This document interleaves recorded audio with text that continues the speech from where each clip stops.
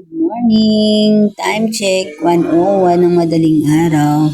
Nabot na naman ako ng insomnia ko, kaya ayan, hindi na naman ako makatulog.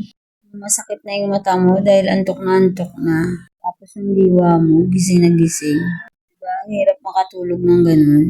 At naramdaman ko nga yung anak ko gising pa at nagluluto nga ng chicken.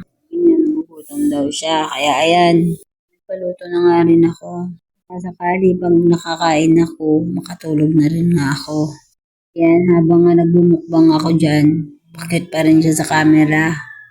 Alas 2 na nga ito ng madaling araw, kumakain pa rin kami. Panood ko yata ito ng mukbang, kaya ayan, bigla akong nag-crave.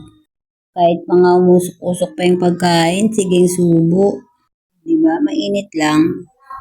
At ayan nga, namamaga na nga ang aking mata, pero hindi pa rin ako dinadalaw ng antok. Ganun siguro talaga kapag nagkakaedad na, no?